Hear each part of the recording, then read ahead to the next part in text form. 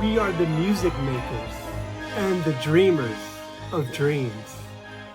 Oh, hello there, it's me, it's Dean, and yes, you were watching Dean's Brick Show. I just want to say thank you for joining me, and if you haven't done so already, please go ahead and hit that subscribe button, and also hit that bell so you can be notified of all my future releases, and maybe you'll win a golden ticket to an exclusive visit to Dean's Brick Show live. Maybe not. I don't know. I haven't decided. But anyway, today we are going to take a closer look at the new fantastic Willy Wonka and the Chocolate Factory set.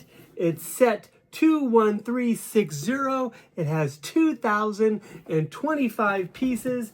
It comes with 9, I believe. Yes, 9 exclusive minifigures. So that's pretty amazing.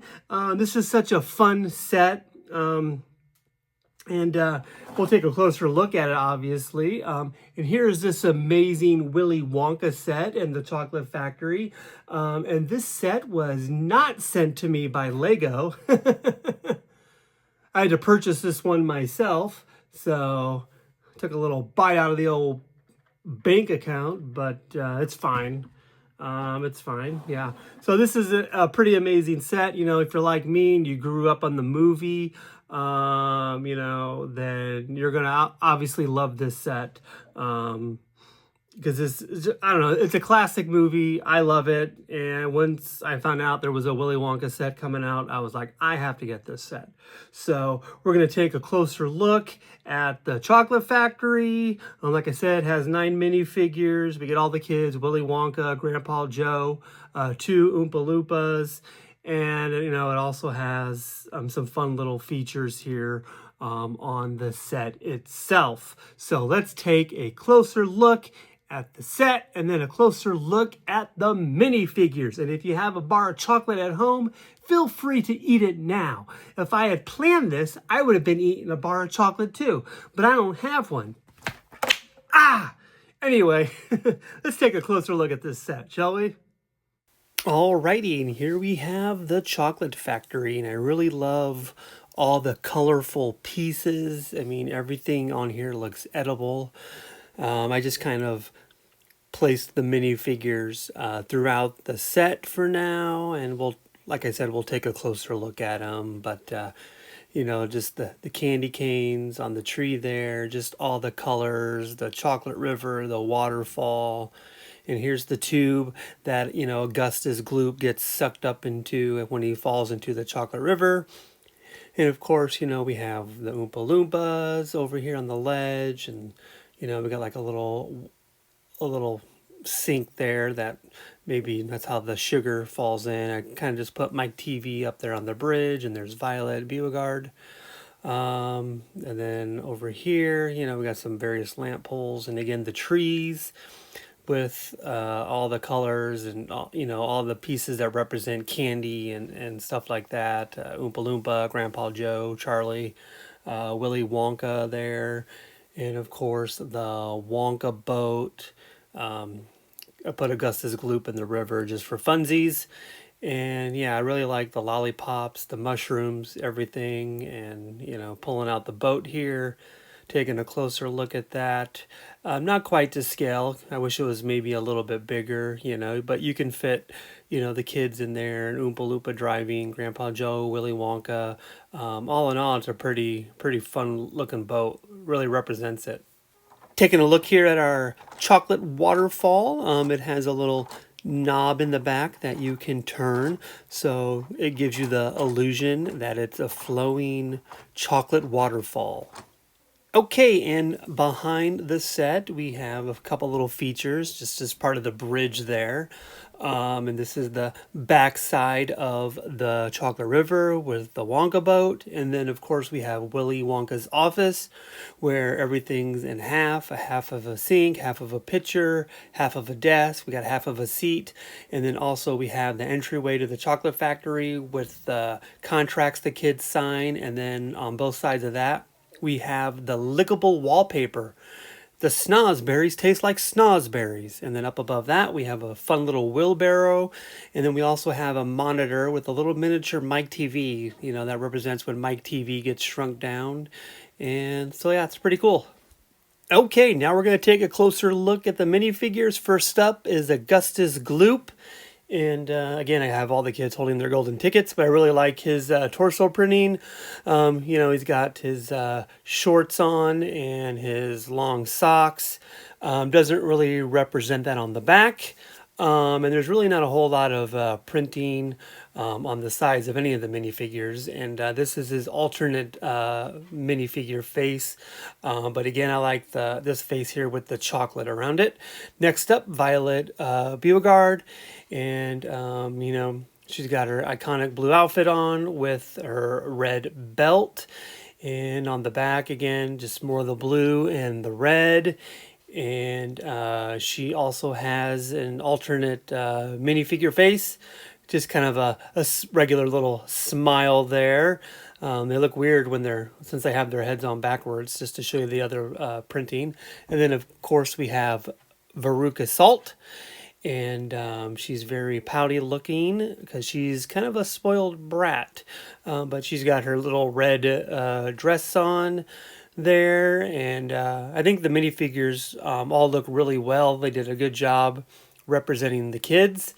And here's her alternate face printing, and she's smiling in this one, which is weird. I don't think I ever seen her smile in the movie. Next up, we have Mike TV, and Mike TV has a really cool torso printing. He has his yellow cowboy shirt on with some belt and some fringe there as well. And here's a little side view for him because his white cowboy hat can connect to make it look like it's hanging around the back of his neck. And then here's the back side, just kind of what it looks like from the back. And here's his alternate face printing, kind of a frown.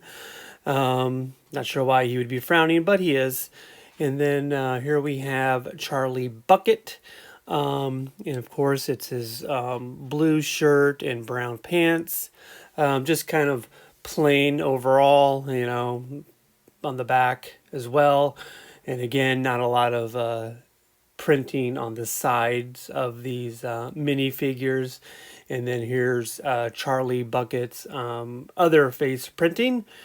And then here we have Grandpa Joe, and maybe it's just me, but Grandpa Joe kind of looks like Albert Einstein for some weird reason. But he's smiling, he's happy, he got his lazy butt up out of bed for some reason.